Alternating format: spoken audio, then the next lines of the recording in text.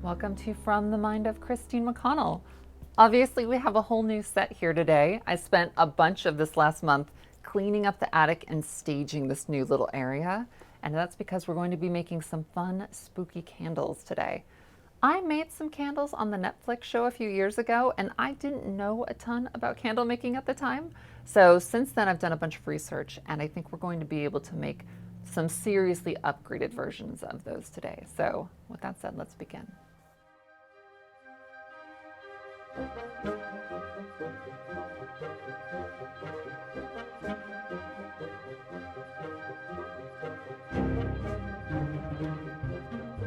So we're going to start this process with polymer clay. And the reason I'm going to do this is I'm going to create a master candle and then make a mold of that so that I can duplicate this candle over and over again. The reason I'm showing you that process is because the materials for candle making can be a little bit expensive, but if you're making a number of copies using obviously the same wax that you purchased, you can make so many Christmas gifts for friends and family. So I just figured that would be a really fun sort of thing to show you, and let's start making a little model. I'm going to start out by taking aluminum foil and creating kind of a base skeleton to sort of bulk up the shape that I want. This is a really great step to do if you don't want to use a ton of polymer clay, and it really helps it hold its shape while it bakes. And by the way, I can see what this looks like. So and I'm so sorry. So have a little bit of patience and it'll start to take shape. So while I manipulate this away from looking like one thing, I'm going to sort of create something even more jarring, which is, I don't know if you guys have ever looked up what an infant skull looks like, but it is the cutest thing ever. So I was kind of picturing of like having a little bit of like a little baby skull, like right here in the middle of my candle.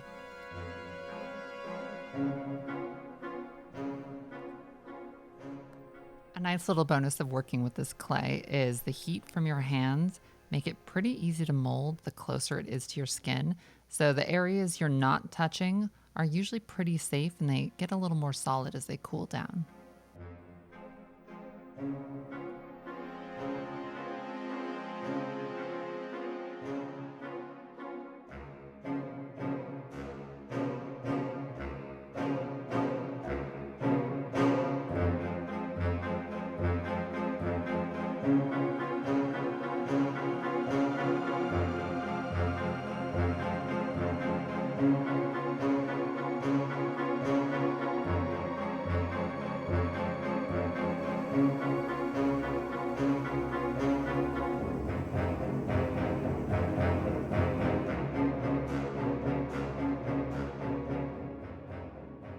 There are a lot of kinds of clays you can use to create things like this. There's like an air dry clay that I've never played with and I really want to get into, but I know how to use polymer clay. I've been using it for quite a while now, and it's a really forgiving product as far as if you mess something up, it's easy to fix.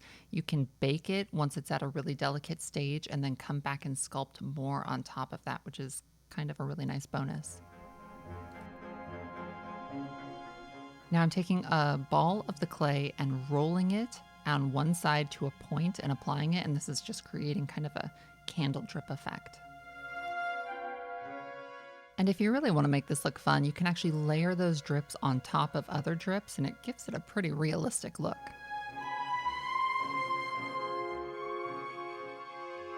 To really make this thing as smooth as possible before you bake it, it's such a great idea to take a brush and brush alcohol all over it.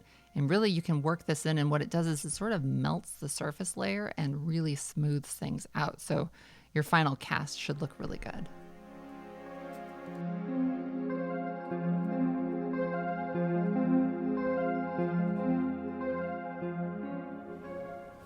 All right, it is ready to go into the oven. I really, really like how this is looking so far. It kind of makes me think of maybe if Belle had never shown up at the castle and Lumiere just sort of died. So we're gonna pop it in the oven until it's baked, and then we're going to move on to the next step of creating a mold for it.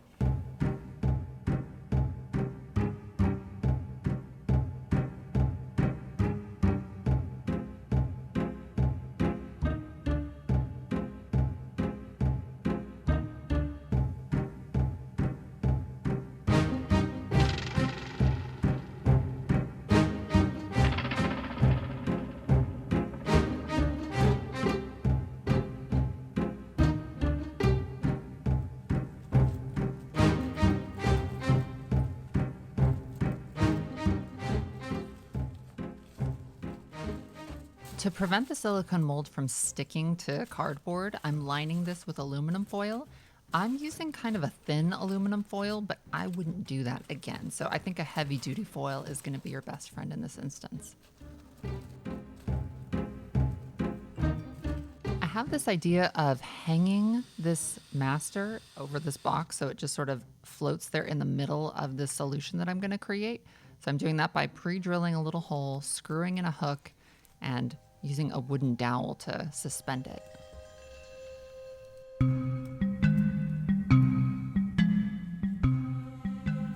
I'm now spritzing the master with a mold release, and this is something you really want to do because you want this to release easily from the silicone we're going to be creating. Smooth On is a company that creates these two-part silicone mold mixtures. They have a whole variety of, how long you can work with it and how long it takes to set. I actually bought this when I was initially thinking of doing the dress form, so I've had it a minute, and now was my moment to use it. The only problem is the one I have here sets in, you only have 5 minutes to work with it, and it sets in 20 minutes, so I had to work very, very quickly here. Luckily, that paddle attachment that Grace Gorman sent me a few months back came in handy again. And by the way, I would always recommend using one of these on these products because they just mix it so much faster than your hand can. To ensure that there are no air bubbles and this silicone mixture gets in everywhere, I like to brush it on first, making sure I'm getting into all the nooks and crannies before I actually suspend it and pour the solution over it.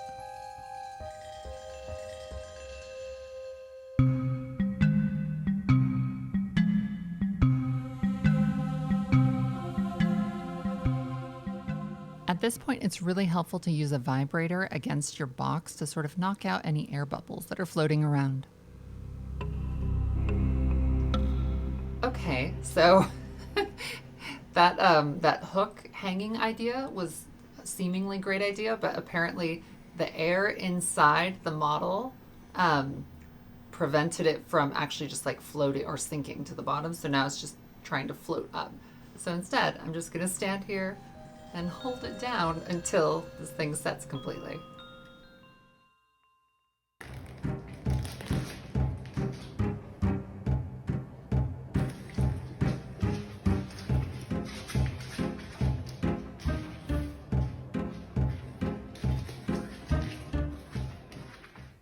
Okay, so it's the next day and I have a few notes.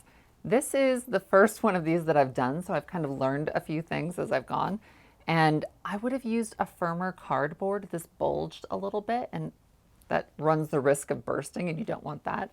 The second thing is my master kept trying to float up out of the solution. So when I do this again, I think I'm gonna add like some ball bearings or something weighted to that core of aluminum foil that we created. And the last thing is the two-part epoxy that I used on this. You can't really get at a local hobby store. So you either want to get that online or at a specialty retailer that's close to you. And the reason is that the two-part silicone kits that they sell at the local hobby stores don't sell in the quantities that you're going to need. And it would be so expensive if you tried buying a bunch of them to sort of pull this off. So I will leave a link in the attached video to where you can get this. So now let's break this open and see how our mold worked out.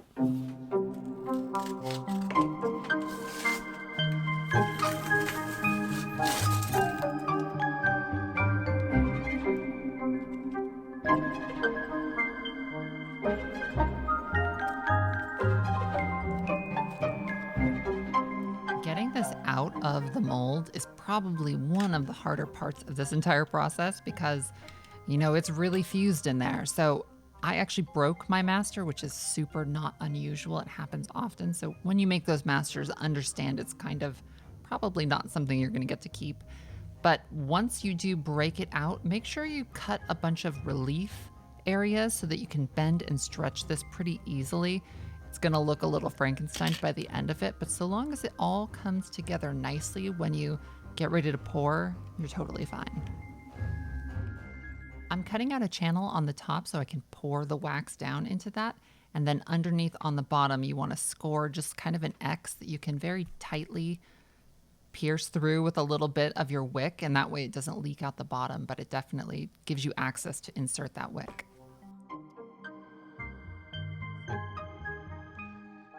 Once you've done as many relief cuts as you think you'll need, you're going to want to spritz the mold with a release agent so that the wax doesn't stick. I'm using an induction burner because I'm not near a cooktop, but you can absolutely do this on your stove. I've created sort of a makeshift double boiler here, and you definitely want to use a double boiler when melting wax, because if you try to apply heat directly to the metal container that the wax is held in, you can create a variety of problems, from burning the wax, overheating the wax, or damaging the metal container that you are using. So while this little stovetop heats up this wax, let's talk about wax a little bit. I am very much a novice candle maker, so the information you're getting from me is not coming from an expert. There are various types of waxes you can use for this. I'm using paraffin wax because it is very, very sturdy and good for like creating candles that have like a strong shape. There's also soy wax, and I've also got some coconut wax over here.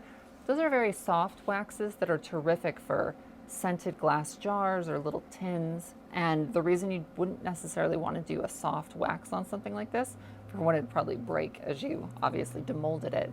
And then also once they heat up, they could lose their shape, fall over, and potentially be a fire hazard. So those are things to keep in mind. Hard waxes that are good are paraffin wax. I've got a little bayberry wax, which is traditionally like a Christmas time wax. And then there's also honeybees wax. So that's pretty much the extent of my wax knowledge. And as soon as this heats up, we're going to scent it, and then we're also going to be dyeing it. Now it's time to thread through the wick. I'm cutting a pretty excessive length because I definitely want excess. And then I'm going to string this through. It should be kind of hard to get through because if it goes through too easy, wax might pour out the bottom, which is not what you want. And then once you get it through on the bottom, just tie that into a tidy little knot.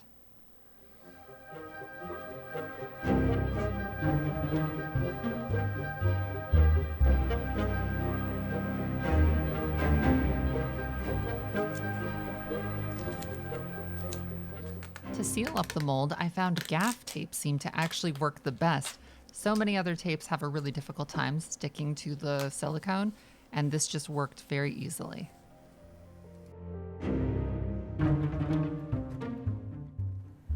Okay, so the wax is melted and ready to be scented and colored. The wax you use is going to vary, obviously, and the packaging usually tells you how much scent it can take. So the average, if you want to be safe, you want to do maybe 6 to 8% fragrance in a wax. Any more than that, you want to make sure that your wax can handle that much. So the first thing we're going to do is pick a fragrance that we want to add. The first fragrance I'm going to recommend is called Autumn Flannel, and it's on the website The Flaming Candle. It is amazing and has such a good scent. So I strongly recommend this one. It's just very calming and peaceful. The second one is called Fruit Loops, and I cannot stress enough how incredible this smell is. Even if you don't want to buy a ton of it, you could just buy a single ounce and have it sent to you as just a sample. And I promise you, you're probably just going to love it.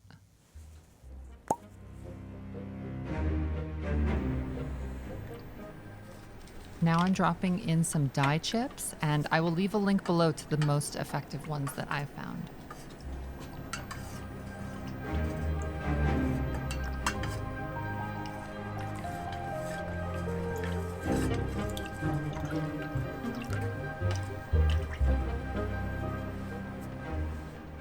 Oh, wicks. Let's talk about wicks. So again, I'm a novice candle maker, but I just want you to know that the wick you use on your candle is going to strongly influence how your candle burns, how quickly, how efficiently. And I don't have enough knowledge to sort of steer you in the right direction yet. But for me, I love candle making. I really want to get into this. So once I do have that information, I will definitely share it with you. And if there are any candle makers that are watching this video, please feel free to share the information that you have.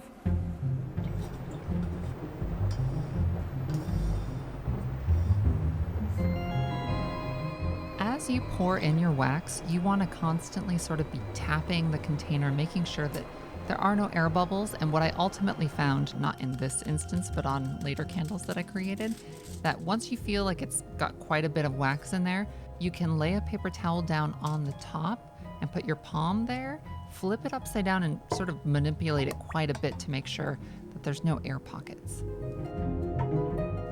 It can take several hours to sometimes longer to completely set. So it's going to really depend on the temperature that you've left it at. It's best for the candle to let it, set at room temperature and have a long time to sort of cure. Now, once you've done that, you can start removing that gaff tape, which comes off really easily, and you can begin the process of releasing that first candle. I found that the first cast is usually the worst, and it's usually an opportunity to find the places that are sort of weak as far as your relief cuts go, and go back in and add more of them. So try not to get too frustrated if the first casting is sort of difficult to remove.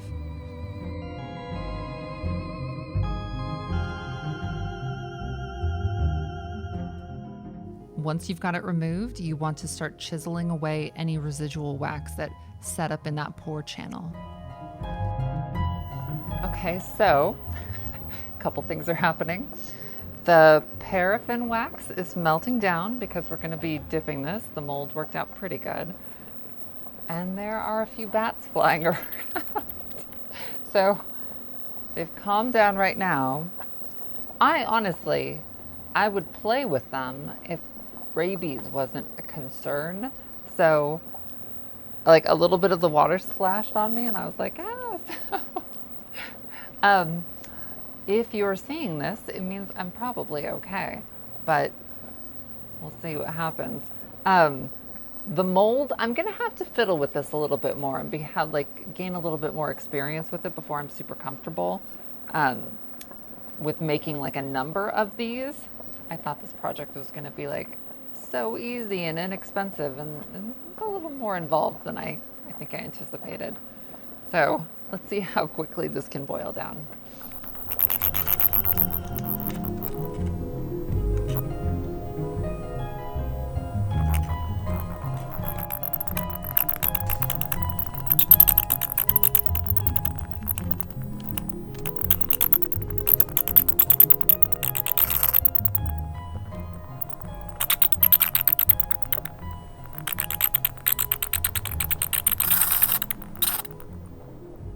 Let's talk about dipping vats. I initially bought this expensive one for $35 and it was really cool. I thought it was going to be awesome.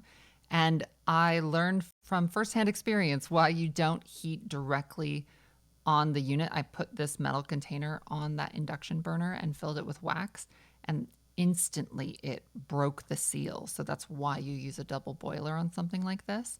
And the second thing is, after I broke it, I was panic stricken. I didn't know what I was going to do to replace it. And all of a sudden I realized, what does this look like? And then I went to Bed Bath & Beyond and found one for $5. So you really don't need to spend a lot of money on this particular piece.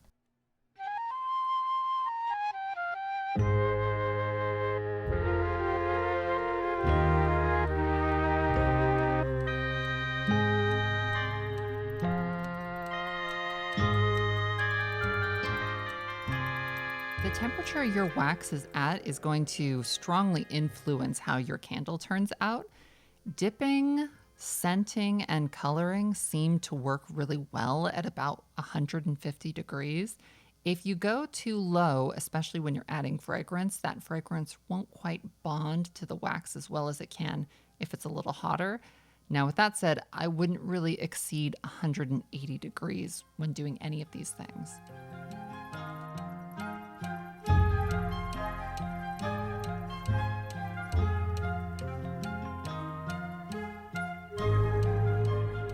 So here I can see after multiple dips, it's kind of bulking up and I'm losing some of the definition that I wanted to keep. So I'm preemptively going in and chiseling out a few places so that it sort of keeps the shape that I want.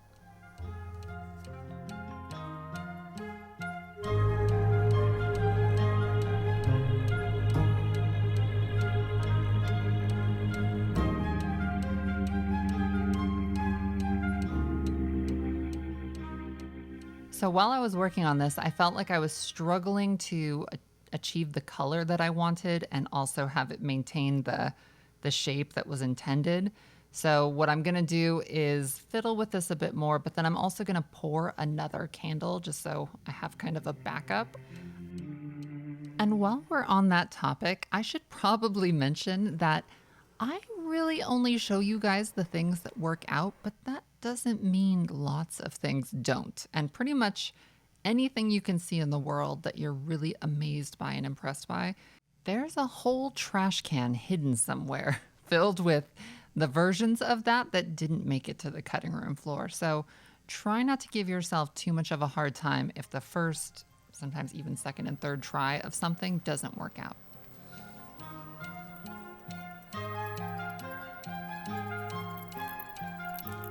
All right, a couple things. First, this is a fail.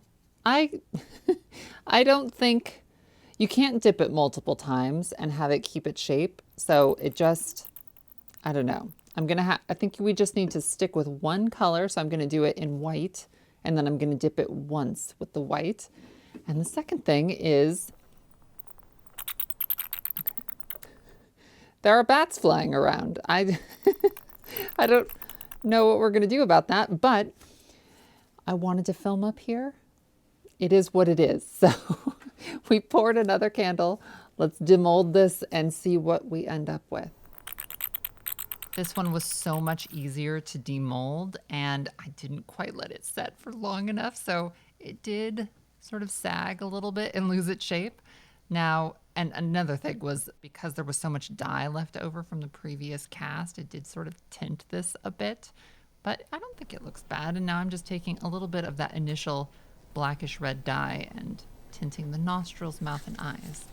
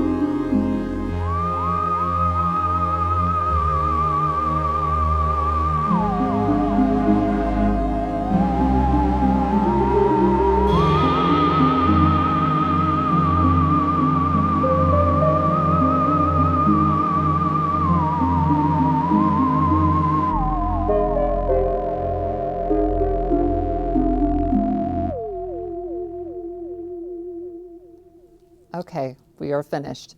I've got to be honest with you, I hated this one at first. I had this vision of what it was supposed to look like and it wasn't aligning with that. And then once I finally just embraced it for what it is, I kind of fell in love with it. It looks sort of like stone and I could picture it just sitting in some old library or something. I feel like you could make these in a variety of colors and it would look cool. I definitely want to make just a solid black one. But anyway, I just wanted to show you that you can make one interesting piece of art and then duplicate that over and over again. At the end of the month in the last live stream we're going to do, I'm going to show you how to make tapered candles, which is going to be super fun. It's a whole lot more simple than this. So stay tuned for that, and I will see you again very soon.